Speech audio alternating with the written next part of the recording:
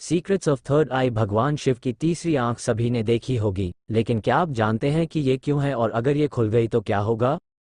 शिव की तीसरी आंख का प्रतीकवाद क्या है, इस वीडियो में हम जानेंगे। तो इतनी महत्वपूर्ण जानकारी के लिए वीडियो को एक लाइक जरूर करें और ऐसी ही रोचक वीडियोस के लिए चैनल को सब्सक्राइब करना ना भूलें। इसी तीसरी आंख से भगवान शिव ने कामदेव को भस्म कर दिया था। सनातन धर्म को मानने वाले सावन को भगवान शिव का महीना मानते हैं। भगवान शिव कई प्रतीकों के साथ तीसरा नेत्र भी धारण करते हैं। भगवान शिव की तीसरी आंख खुलने को लेकर एक कहानी भी है। भारत में प्रेम और वासना के देवता कामदेव को कहा जाता है। काम का अर्थ वासना है। ईशा फाउंडेशन के संस्थापक और लेखक सद्गुरु कहते हैं कि वासना का सामना करना ज्यादातर लोगों को पसंद नहीं होता, इसलिए इसके चारों ओर कुछ सौंदर्य शास्त्र रचा जाता है, इसलिए लोग इसे प्रेमपूर्ण बनाते हैं। कहानी यह है कि कामदेव एक पेड़ के पीछे छिप गया और उसने शिव के हृदय पर तीर चलाया। शिव थोड़ा परेशान हो गए, इसलिए उन्होंने अपनी तीसरी आंख खोली और कामदेव को जलाकर राख कर दिया। ये वो कहानी है जो आमतौर पर सभी को सुनाई जाती है। सद्गुरु कहते हैं कि आप खुद से पूछें, क्या आपकी वासना आपके भीतर पैदा होती है या किसी पेड़ के पीछे से आती है?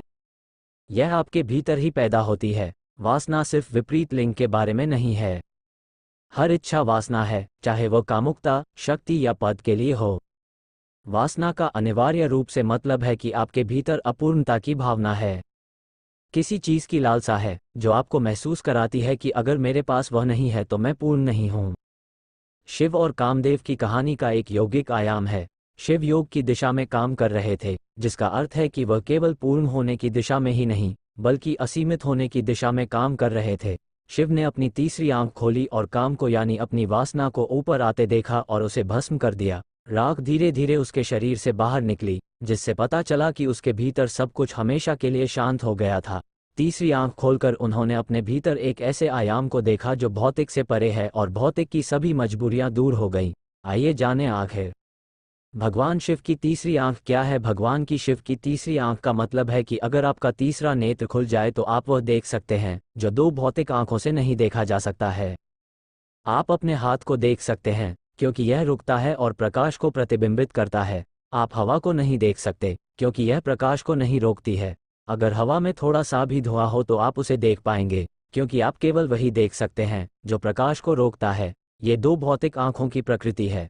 संवेदी आंखें उसे समझ सकती हैं जो भौतिक है। जब आप कोई ऐसी चीज देखना चाहते हैं जो प्रकृति में भौतिक नहीं है तो देखने का एकमात्र तरीका अंदर की ओर है। तो कैसे उत्पन्न हुई शिव की तीसरी आंख? महाभारत के छठे खंड के अनुशासन पर्व में बताया गया है कि एक बार भगवान शिव हिमालय पर्वत पर सभा कर रहे थे। इसमें सभी देवता और ऋषि मुनि थे। तभी सभा में माता पार्वती आई और उन्होंने अपने दोनों हाथ भगवान शिव की आंखों पर रख दिए। भगवान शिव की आंखें ढकते ही सृष्टि में अंधेरा हो गया। लगा सूर्य देव की अहमियत ही नहीं है। इसके बाद धरती के सभी प्राणियों में खलबली मच गई। संसार की ये हालत देखकर शिव व्याकुल हो उठे। इस पर उन्होंने अपने माथे पर एक ज्योतपुंज प्रकट किया जो भगवान शिव की तीसरी आंख बनकर सामने आई। बाद में माता पार्वती के पूछने पर भगवान शिव ने बताया कि अगर वो ऐसा नहीं करते तो संसार का नाश हो जाता। उनकी आंखें ही जगत की पालनहार हैं। भौतिकता से परे देखती है तीसरी आंख। जब हम तीसरी आंख का जिक्र करते हैं तो हम प्रतीकात्मक रूप से कुछ ऐसा देखने की बात कर रहे होते हैं जिसे हमारी दो भौतिक आंखें नहीं देख सकती हैं। हमारी भौतिक आंखें बाहर की ओर होती हैं, वहीं तीसरी आंख हमारी आंतरिकता को देखने के लिए है। दूसरे शब्दों में कहें तो तीसरी आंख आपकी प्रकृति और आपके अस्तित्व को देखने के लिए होती है। यह आपके माथे में कोई दरार नहीं है। ये धारणा का वह आयाम है जिसके जरिए आप ये देख सकते हैं कि भौतिकता से परे क्या है। भौतिक आंखें आपके कर्म के आधार पर दूषित होती जाती हैं। ये आंखें आपको सब कुछ दिखाएंगी कि आपके कर्म कैसे हैं और पिछली यादें कैसी हैं। सनातन में जानने का क्या है मतलब? हमें हर चीज को उसके वास्तविक स्वरूप या हर चीज में मौजूद शिव तत्व को देखने के लिए तीसरी आंख को खोलने की जरूरत होती है। सद्गुरु कहते हैं कि भारत में परंपरागत रूप से जानने का मतलब किताबें पढ़ना, किसी की बातें सुनना या जानकारी इकट्ठा करना नहीं है। सनातन धर्म में जानने का अर्थ जीवन में नई दृष्टि या अंतर्दृष्टि खोलना है। कोई भी सोच और दार्शनिकता आपके दिमाग में स्पष्टता नहीं ला सकती है। किसी व्यक्ति की बनाई तार्किकता आसानी से विकृत हो सकती है। कठिन हालात इसे पूरी तरह उथल पुथल में डाल सकती हैं। सच्चा ज्ञान पैदा करने के लिए आपकी तीसरी आंख खुलनी जरूरी है। सद्गुरु अगर शिव अपना तीसरा नेत्र नहीं खोलते तो शायद उनका इतना महत्व न होता जो उन्हें आज दिया जाता है। तो क्या हम भी अपना तीसरा नेत्र खोल सकते हैं? अगर हाँ, तो कैसे?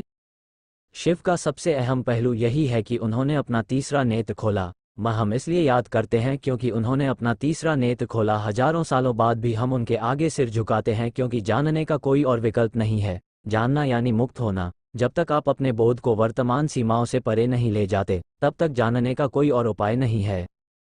शिव का महत्व इसलिए है क्योंकि वे उस बोध को पाने में सफल रहे जिसे दूसरे लोग नहीं पा सके। लोग कहते हैं कि जब शिव ने तीसरा नेत्र खोला तो उसमें से आग निकली। यह आग इस बात की प्रतीक थी कि जो कुछ भी उनके भीतर छिपा था, उन्होंने वह सब जला दिया जिसे लाया जा सकता था। और फिर उनके हर पौ से पसीने और रक्त की जगह भस्म फूटने लगी। यह इस बात का प्रतीक था कि उन्होंने अपने भीतर से अज्ञान के एक एक कण को जला दिया, वह सब जिसे सच माना जाता था। जब एक बार यह हो गया तो उनके लिए तीसरा नेत्र खोल पाना मुश्किल नहीं रहा। दो उपाय तीसरे नेत्र को खोलने के। तीसरे नेत्र को खोलने के दो उपाय हैं। एक उपाय है, आपके भीतर एक खालीपन हो जो दरवाजे को भीतर अपनी ओर खींच ले और दरवाजा कुदरती तौर पर खुल जाए। वह दरवाजा खाली जगह होने की वजह से भीतर की तरफ खुल गया है। शिव ने न केवल अपने विचार, भाव, रिश्ते, अपनी चीजों को जलाया है, बल्कि अपने वजूद को भी जला दिया है। अब पूरी तरह से खालीपन है, तो दरवाजा भीतर गिरेगा और खुल जाएगा। तीसरा नेत्र खोलने का एक और उपाय यह है कि आप सब कुछ अपने भीतर रखें। अपने भाव या विचार को प्रकट करने का आपके पास कोई रास्ता नहीं हो। आप एक शब्द भी नहीं बोलें। आप देखेंगे कि अगर आप 4 दिन चुप रहें तो 5वें दिन आपका गाने का मन करेगा। गाना नहीं आएगा तो भी गला फाड़ कर चिल्लाना चाहेंगे, क्योंकि आप अपने भीतर को खाली करना चाहते हैं। पर अगर आपने कुछ भी बाहर नहीं जाने दिया तो इतना दबाव होगा कि आपके भीतर एक दरवाजा खुल जाएगा। यह एक और उपाय है।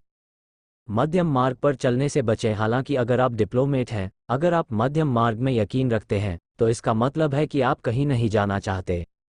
एक भी भाव या सोच को प्रकट नहीं करना, एक शब्द नहीं कहना, मन में उठ रहे मत या विचार को नहीं कहना। यह आपका विस्फोट कर सकता है, पर अगर आपने हर चीज को संभाले रखा तो तीसरा नेत्र खुल जाएगा। मध्यम मार्ग को मानने वाले अपने जीवन में कहीं नहीं जाना चाहते। ये और कुछ नहीं, बस आपके जीवन का आरामदायक दायरा है। इसका मतलब है कि आप हमेशा कुछ करने से बचना चाहते हैं। यही मध्यम मार्ग है। यह आपको कहीं भी, किसी भी दिशा में नहीं ले जाता, और कुछ समय बाद इसे सोचना भी बेकार हो जाता है। मान लीजिए कि आप सड़क पर चल रहे हैं और अचानक एक बड़ी चट्टान सामने आ गई। इससे पार जाने के दो ही रास्ते हैं। एक दिशा में बाघ बैठा है, दूसरी दिशा में आग जल रही है। अगर आप मध्यम मार्ग अपनाते हैं और चट्टान पर चढ़ते हैं तो केवल व्यायाम ही होगा, आप कहीं नहीं जा सकेंगे। तो या तो आप बिल्कुल खाली हो जाएं, खालीपन की ताकत इसे खोलेगी, या अपने भीतर दबाव बनाएं, तो वह दबाव इसे खोलेगा। ये दो उपाय हैं। पहला उपाय बेहतर विकल्प है।